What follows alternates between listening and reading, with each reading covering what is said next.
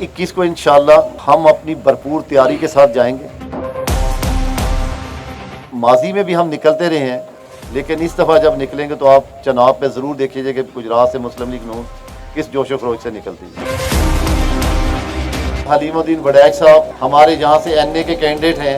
अलीमुल्लाह वड़ैच साहब के बारे में एक क्वेश्चन मैं करूँगा।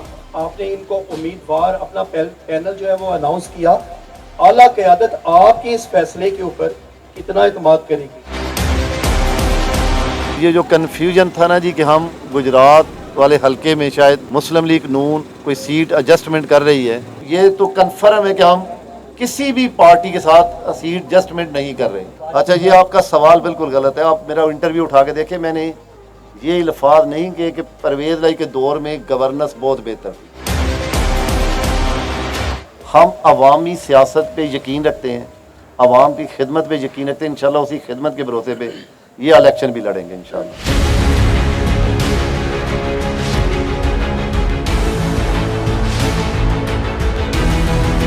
आज गुजरात में बहुत ज़्यादा सियासी हलचल है। पूरे गुजरात में आज डिवीज़नल लेवल की जो अलग क़यादत है वो गुजरात में जमा है और सरप्राइजली कुछ ऐलानात होने वाले हैं, कुछ MP हजरात के और कुछ MNA हजरात के। चौधरी आबद रज़ा कोटला जो हैं वो इधर पहुंच चुके हैं। इसके अलावा भी काफ़ी क़यादत नून लीग की इधर जमा है और एक ह्यूज सा समा है। जर्नलिस्ट भी काफ़ी तादाद में, पूरा सोशल मीडिया, मल्टी मीडिया और प्रिंट मीडिया जो है वो भी जमा है। अब नाज़रीन, हम ले चलेंगे आपको बराह रास्त प्रेस कॉन्फ्रेंस की तरफ और देखते हैं कि चौधरी आबद रज़ा कोटला इसमें क्या ऐलानात करती हैं। मैं मुस्लिम लीग नून के तमाम ज़मादारान जो मेरे साथ बैठे हुए हैं, ज़िला गुजरात और शहर गुजरात के पार्टी के अहदेदारान, चेयरमैन हजरात, कौंसलर हजरात जो यहाँ पर आए, मैं सबको खुशामदीद भी और उनका शुक्रिया अदा करता हूँ। ये जो कन्फ्यूजन था ना जी कि हम गुजरात वाले हलके में शायद मुस्लिम लीग नून कोई सीट एडजस्टमेंट कर रही है, इस तरह ये कन्फ्यूजन शायद लाला मुसा वाली सीट पे भी था। पिछले हफ्ते हमारी अपनी पार्टी सदर राना सनाउल्लाह साहब की में एक मीटिंग हुई, तो उसमें हमारा ये फैसला हुआ कि हम गुजरात में इस हलके से भी अपना पैनल अनाउंस करेंगे। एक तो हमारा ये पैनल जो हमारे पास मौजूद है, जिसमें हलीमुद्दीन वड़ैच साहब हमारे यहाँ से NA के कैंडिडेट हैं, शहर से हमारे कैंडिडेट हाजी नासिर साहब हैं और कुंजाब वाले हलका से हमारे भाई चौधरी रज़ा अली मत्ता साहब हैं। ये हमारी टीम जो है, ये पैनल हमारा इस हलके से इंशाल्लाह अब मुस्लिम लीग नून की नुमाइंदगी करते हुए इलेक्शन लड़ेगा। इसके अलावा भी अगर हमारी पार्टी में, क्योंकि ये लार्जेस्ट पार्टी है, इसमें कोई उम्मीदवार हमारी जमात में शमूलियत करता है, वो इलेक्शन लड़ने का ख्वाहिशमंद है, अगर मेरी पार्टी के अंदर से और भी कोई हमारा साथी इलेक्शन लड़ने का ख्वाहिशमंद होगा तो हमारी पार्टी, क्योंकि देखिए टिकटों के जो फैसले हैं वो तो हमेशा पार्लियामानी बोर्ड करता है, पार्टी का सदर या डिवीजन प्रेसिडेंट या जिली प्रेसिडेंट नहीं करता। हम सिर्फ इतना फैसला करने आए हैं कि हम इस हलके से इस पैनल को, जो हमारा पैनल मौजूद है, मैं तमाम मुस्लिम लीग नून के कारकुनों को ये पैगाम देना चाहता हूँ कि हम इस हलके में भी उसी तरह मुस्लिम लीग नून शेर के निशान से इलेक्शन लड़ेंगे जिस तरह हम गुजरात के दूसरे हलकों से लड़ रहे हैं। तो एक कन्फ्यूजन था कि शायद हमारी कोई सीट एडजस्टमेंट है, तो अभी तक हमारी पार्टी ने कोई ऐसी पॉलिसी नहीं दी। ये तो कन्फर्म है कि हम किसी भी पार्टी के साथ सीट एडजस्टमेंट नहीं कर रहे। हाँ, अगर हमारी पार्टी में कोई शामिल हो जाता है तो उसका फैसला यकीनन हमारा पार्लियामानी बोर्ड करेगा, हमारी टिकटों का भी फैसला पार्लियामानी बोर्ड करेगा। तो मैं बस इतनी बात करके अपनी बात ख़त्म कर रहा हूँ जी कि इंशाअल्लाह अल्लाह ताला के फजलो करम से मैं अपने तमाम साथियों की भरपूर सरपरस्ती करूँगा। ताहिर अल मुल्क साहब करेंगे, हम सारे मिल के गुजरात के तमाम हलकों से मुस्लिम लीग नून शेर के निशान पर इलेक्शन लड़ेंगे। आपकी हमारे गुजरात के हल्का में फंड्स जो है वो मुस्लिम लीग काफ ला रही है, शाफिल ला रहा है, सारक लगा रहा है, तो आपके उम्मीदवारों को फंड्स क्यों नहीं मिले, ये बता दीजिए। देखिए, पहली तो बात यह है कि मुस्लिम लीग नून के किसी भी हलके में, कम से कम गुजरात में तो हमें किसी भी हलके में फ़ंड नहीं मिले। या आपकी इन्फॉर्मेशन होगी, मैं डिवीज़न प्रेसिडेंट हूँ, कम से कम मैं ex-MNA हुआ, मुझे मेरे समेत किसी भी हलके को जो वफाक से मुझे पैसे मिले हैं, उसके अलावा मेरे बाकी किसी भी MPA के हलके में अगर फ़ंड मिले हैं तो वो मुझे बता दीजिए। ये आपकी गलत इन्फॉर्मेशन। सवाल ये नहीं है, सवाल ये है कि वो फंड्स में किस भाई, मैंने कहा कि मेरे ज़िले में आप किसी भी हलके में ये साबित करें कि सूबे में से हमें फ़ंड मिले हों। ऐसी कोई टैरम गवर्नमेंट है और शाफे अगर सालिक साहब को अगर कोई फ़ंड मिले हैं तो आपको भी पता है कि CM साहब उनके करीबी रिलेटिव हैं, अगर उस बुनियाद पे अगर किसी ने उनको फ़ंड दिए हैं, लेकिन मुस्लिम लीग नून के किसी टिकट होल्डर को फ़ंड नहीं मिले। पीपल्स पार्टी काफ़ी शोर मचा रही है कि हमें पंजाब में लेवल प्लेइंग फील्ड नहीं मिल रही।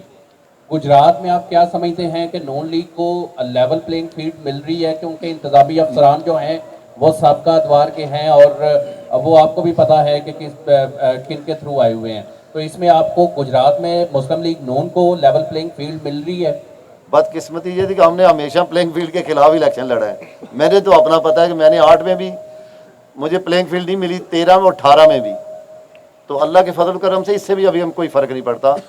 हम अवामी सियासत पे यकीन रखते हैं, अवाम की खिदमत पे यकीन रखते हैं। इंशाल्लाह उसी खिदमत के भरोसे पे ये इलेक्शन भी लड़ेंगे इंशाल्लाह। देखिए जी, 21 को इंशाल्लाह हम अपनी भरपूर तैयारी के साथ जाएंगे।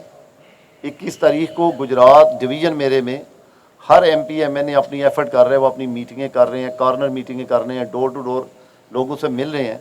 तो इंशाल्लाह वो इस्तकबाल आप माजी में भी हम निकलते रहे हैं, लेकिन इस दफ़ा जब निकलेंगे तो आप चनाब पे ज़रूर देखिएगा कि गुजरात से मुस्लिम लीग नून किस जोश व खरोश से निकलती है। तो साहब आप ये बताइए कि एक इंटरव्यू में आपने मोहसिन नकवी पे भी तनकीद की और कहा कि मोहसिन नकवी ने पंजाब का बेड़ा गर्क कर दिया है, इससे बेहतर तो गवर्नर जो है परवेज़ इलाही की है। और दूसरी तरफ ये PDM जब हुकूमत करती रही है 14 महीने। अच्छा, ये आपका सवाल बिल्कुल गलत है। आप मेरा इंटरव्यू उठा के देखें, मैंने ये अल्फाज नहीं किए कि परवेज़ इलाही के दौर में गवर्नेंस बहुत बेहतर थी। ये आपका सवाल नहीं, मैंने ये नहीं कहा। देखिए, मैंने कहा कि उनकी फैमिली के हवाले से उसके पास सियासी कैपिटल परवेज़ इलाही के पास था, चौधरी शाफे या चौधरी साले के पास सियासी कैपिटल नहीं। दो क्वेश्चन है, एक मुल्की लेवल पे है, क्या नून लीग की जो क़यादत है उसको अपने वर्कर्स और कारकुनान पे इत्मीनान नहीं है, उनकी लिस्टें ली जा रही हैं, और दूसरा उन पर ऐप के साथ मॉनिटरिंग किया जाएगा। दूसरा क्वेश्चन मेरा इलाकाई, आपने सबके नाम लिए हैं फर्स्ट क्वेश्चन में कि हाई साहब, दोनों हाई साहब का नाम नहीं आया, क्या इनको इस दौड़ में शामिल ही नहीं किया गया कि ये गुजरात से लड़ेंगे या नहीं? कौन दोनों हाजी साहब? हाजी नासिर साहब और हाजी इमरान साहब, जैसे आपने बताया मता साहब उधर से हैं। क्यों जी, ये बाकी आपके साफी हज़रात बता सकते हैं कि मैंने हाजी नासिर साहब का नाम लिया या नहीं लिया? तो मेरे ख्याल आपने गौर से सुना नहीं, मैंने तो बात ही हाजी नासिर साहब से स्टार्ट की। पहला क्वेश्चन जी, क्या नून लीग की क़यादत को इत्मीनान नहीं है वो अपने अल्लाह ताला के फजलो कर आपकी बात होगी ना जी, सवाल आ गया। अल्लाह ताला के फजलो करम से पूरी तरह इत्मीनान है, लेकिन याद रखिए तंजीमें जो होती हैं, तंजीम होमवर्क पे चलती है। हमने अगर अपनी लीडरशिप का इस्तकबाल करना है, तमाम MP MNA का टारगेट नहीं है, तमाम टिकट जो भी मुस्लिम लीग नून के कैंडिडेट है, ये टारगेट सब के लिए। तो ये हमेशा एक सिटिंग कैंडिडेट होता है, आपका टिकट होल्डर हो या सिटिंग ex-MP हो, एक होते हैं उस हल्के से 1 2 4 उम्मीदवार सामने आते हैं। तो आपने सबको टारगेट देना और सबकी कारकर्दगी का जायज़ा भी लेना है। तो उस हवाले से मैं ये समझता हूँ इसमें कोई कबाहत नहीं। ये सियासी जमातें हों या मजहबी जमातें हों, कोई भी जमात हो, वो हमेशा अपने वर्करों की, अपने कैंडिडेट्स की मॉनिटरिंग करती है। तो ये उसी तरह फार्मूला है जिस तरह दूसरी जमातों। रही बात ऐप की, ये क्योंकि जैसे ही चीज़ों में जिद्दत आ रही है, तो ये एक मॉनिटरिंग का एक नया सिस्टम है कि जो लोग हम आप देते हैं, हम उसकी मॉनिटरिंग किस तरह करते हैं। लेकिन मैंने अगले दिन भी एक छोटे से इंटरव्यू में ये बताया था, ये शायद इरफान साहब ने न्यूज़ अलर्ट में मुझसे बात की थी, मैंने ये कहा ये सियासी जमातें कभी भी ये इस बयान की हद तक होता है, कभी इस पर सजा जजा नहीं हुई, ना ही ये तो आपने लोगों को वार्म अप करने के लिए, उन्हें एग्रेसिव करने के लिए उन्हें कहा जाता है जी कि ज़्यादा हम आपकी मॉनिटरिंग करेंगे कि आप वाकई लोग लेके निकले हैं कि नहीं।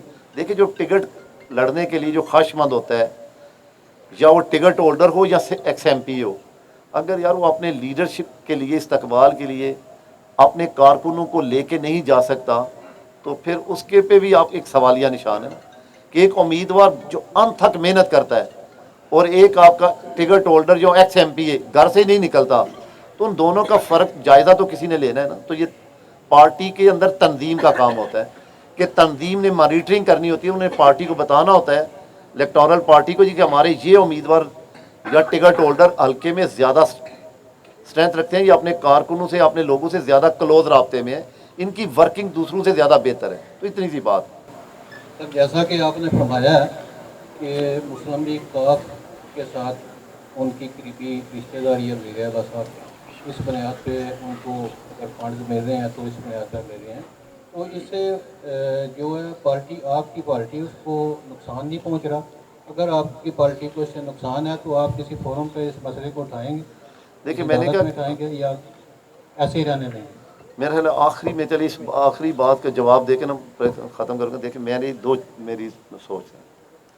एक होता है आप छोटे छोटे मामलों को में पार्टी को या नेशनल मीडिया को जाते हैं कि आप, मेरी एक आदत है बर्दाश्त करना। कोई देखिए हर आदमी, अगर मेरा फ़र्ज करो कोई रिलेटिव वज़ीर आला होता तो उसकी यकीनन झुकाव तवज्जो मेरी तरफ ज़रूर होनी थी। ये एक नेचुरल अमल है। वो उनके अगर अजीज़ हैं, उनकी करीबी रिलेटिव हैं, तो ये उनका हक बनता है कि वो अगर आप उनको कोई आउट ऑफ वे जाके अबलाइज करते हैं तो हमें इस पर एतराज़ नहीं। हमने तो अपनी पार्टी अपनी पॉलिसी लेके आनी। हमने उन पे नहीं देखना कि उन्होंने ये किया या वो किया। हमने एक अपना एहतजाज, हम किसी भी फोरम जब कोई ऐसा होता है तो यकीनन उस पर मैं अपनी पार्टी के जो तहफ़्ज़ात हैं उसको बताता हूँ, अपनी पार्टी को बताता हूँ जो मशीनरी स्ट्रक्चर है। कभी चीफ सेक्रेटरी साहब से मुलाकात हो या IG साहब से, तो मैं जो तहफ़्ज़ात हमें डिस्ट्रिक्ट में महसूस होते हैं हम उन्हें ज़रूर आगाह करते हैं। तो ये कोई ऐसी बात नहीं कि हम इस बात को एक बहुत बड़ा तंगड़ बना दें। मैंने कहा हमने तो इससे भी ज़्यादा क्राइसिस देखे हैं। 18 में तो हमें कोई प्लेइंग फील्ड मिली नहीं थी। 8 में मेरे खिलाफ जो ताकत इस्तेमाल हुई उसका कोई तसव्वुर नहीं कर सकता। इलेक्शन तो तब भी हम अल्हम्दुलिल्लाह हमने लड़ा था। तो ये रूटीन मैटर है, कोई ऐसी बात नहीं। लास्ट में आवाज़ साहब, कोटला साहब, ये आपसे क्वेश्चन है कि मुस्लिम लीग नून पे जब भी बहुत मुश्किल वक्त आया तब भी आपने तारीख साथ जलसे करके उनका एतमाद और ज़्यादा हासिल किया। अलीमुल्ला वड़ाई साहब के बारे में एक क्वेश्चन मैं करूँगा कि आपने इनको उम्मीदवार अपना पैनल जो है वो अनाउंस किया। आला क़यादत आपके इस फैसले के ऊपर कितना एतमाद करेगी? पहली बात कि ये फैसला, ये प्रेस कॉन्फ्रेंस में अपनी पार्टी लीडरशिप की हदायत पे कर रहा हूँ। ठीक है। मैंने कभी अपनी ज़ात को फोकियत नहीं दी अपनी पार्टी। ठीक है। तो मैंने कहा कि मेरी पार्टी की ये डायरेक्शन थी कि अभी अब फिल फॉर अपना पैनल इस हल्के से क्यों अनाउंस नहीं हुआ, इसे अनाउंस करें। बाकी तो ऑलरेडी सब हल्कों में अनाउंस है, काम हो रहा था। तो इसमें एक बहुत बड़ा कन्फ्यूजन पैदा हो रहा था। ऊपर तक ये डिस्कशन हो रही थी कि वहाँ पे मुस्लिम लीग नून का पैनल नहीं, तो हमने उन्हीं की हदायत पे ये पैनल अनाउंस किया। Thank you. अच्छा सर, आखिरी सवाल है कि आपने जिस तरह बताया कि सूबों में फंड जो हैं वो दूसरी जमातों को मिल रहे हैं, अब PDM की कारकर्दगी 16 माह की इंतहाई मायूस कुन रही। आपसे सर सवाल ये है कि आप किस बुनियाद पर इस इलेक्शन में जाएंगे? चल ये मैं इसका भी जवाब, मेरा ख्याल है कि 16 महीने आपकी कारकर्दगी को सवालिया निशान नहीं थी। मेरे भाई आप पूरा जायज़ा लें। मुस्लिम लीग नून ने तो 13 में पाकिस्तान को मुश्किल बहरानों से निकाला, पाकिस्तान को तरक्की का रास्ता दिया। अगर 17 में पनामा का, अगर जो अपनामा का ऑपरेशन जो था वो मुस्लिम लीग नून के खिलाफ नहीं बल्कि पाकिस्तान की तेज़ रफ्तार तरक्की के खिलाफ था, उसने आपकी तरक्की की बुनियादें हिला के रख दी। ये एक आइनी इशू था तरीके अदम एतमाद का। उस वक़्त पाकिस्तान अपनी तबाही के दहाने पर पहुंच चुका था। आपने एक आइनी रास्ता इख्तियार किया। आपने कहीं ये वादा नहीं किया था कि 16 महीने में आप मैशत बेहतर करने आए। आपने रियासती निज़ाम को, डूबते हुए निज़ाम को सिर्फ बचाया है और एक कानूनी और आइनी तरीके से जो एक 18 में मुसल्लत शुदा शख्स था उसकी हुकूमत को हटाया। आपने अपने बयानिए को, अपने वजूद को, अपने लोगों को उस नलायक शख्स को उतारने पे दाव पे लगाया। आपको भी पता था कि अगर 4 साल आपने बर्दाश्त किया है, 3.5-4 साल, तो आप 16 महीने भी कर सकते थे। लेकिन यह हकीकत थी कि पाकिस्तान की फेडरेशन, इसकी खारजा पॉलिसी और इकानमी दाव पे लग चुकी थी।